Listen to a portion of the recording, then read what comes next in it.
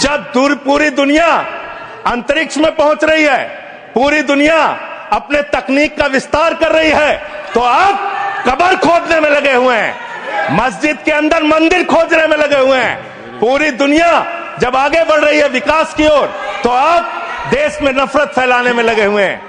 अगर आप इतिहास पढ़ाना चाहते हैं, मुगलों का इतिहास पढ़ाना चाहते हैं, पढ़ाइए मुगलों का इतिहास।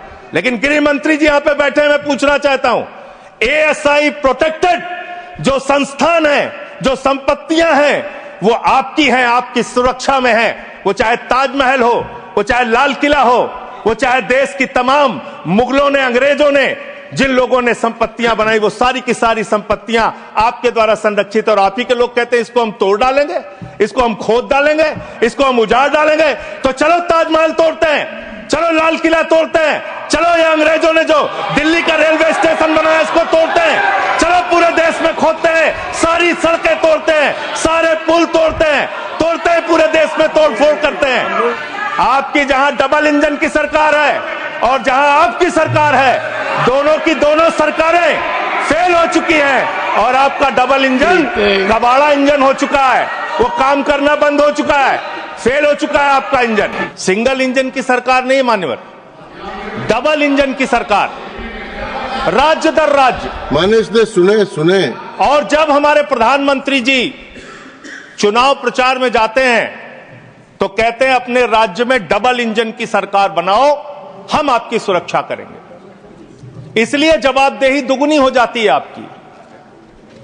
निश्चित रूप से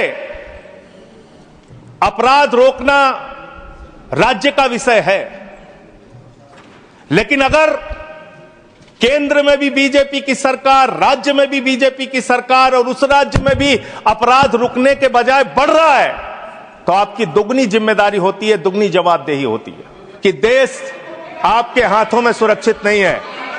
आपकी जहां डबल इंजन की सरकार है और जहां आपकी सरकार है, दोनों की दोनों सरकारें फेल हो चुकी हैं और आपका डबल इंजन कबाड़ा इंजन हो चुका है, वो काम करना बंद हो चुका है, फेल हो चुका है आपका इंजन। और अब सवाल आता है माननीय, अपराध कैसे रुकेंगे? अपराध करने वाले लोग कौन है? अपराध फैलाने वाले लोग कौन है? कम्युनल वायलेंस के मामले में 2019 से 2024 की तुलना अगर आप करेंगे, 94% की वृद्धि हुई है माननीय, 94% देश में सांप्रदायिक दंगों में वृद्धि हुई है, ये आंकड़े हैं। और कम्युनल वायलेंस क्यों हो रहे हैं?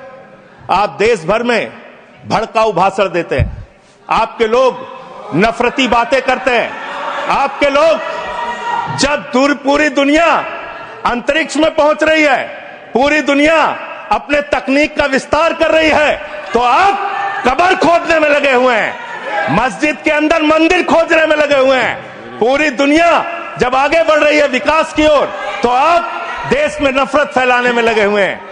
अगर आप इतिहास पढ़ाना चाहते हैं, मुगलों का इतिहास पढ़ाना चाहते हैं, पढ़ाइए मुगलों का इतिहास।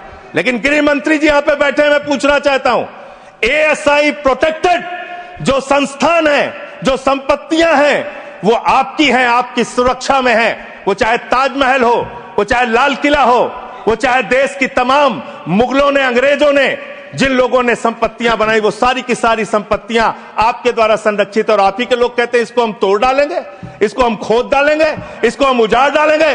तो चलो ताजमहल तोड़ते हैं, चलो लाल किला तोड़ते हैं, चलो ये अंग्रेजों ने जो दिल्ली का रेलवे स्टेशन बनाया इसको तोड़ते हैं, चलो पूरे देश में खोदते हैं, सारी सड़कें तोड़ते हैं, सारे पुल तोड़ते हैं, पूरे देश में तोड़फोड़ करते हैं।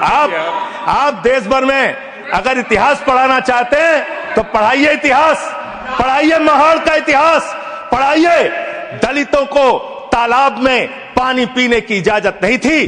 किस मुसलमान ने कहा था हाड़ी में बांध के दलितों को सामने हाड़ी बांध के चलना पड़ेगा? किस मुसलमान ने कहा था हमारे बगल में बैठ के दलित खाना नहीं खा सकता? किस मुसलमान ने कहा था दलितों को मंदिर के अंदर प्रवेश वर्जित है? किस मुसलमान ने कहा था कि जानवर तालाब में पानी पी सकता है, लेकिन दलित समाज का व्यक्ति पानी नहीं पी सकता? अब आप अगर इतिहास पढ़ाना चाहते हैं, पढ़ाइए। और आज अंतिम में खत्म कर रहा हूं सर, और एक बात आप लोग बार बार बांग्लादेश बांग्लादेश का राग आलापते हैं।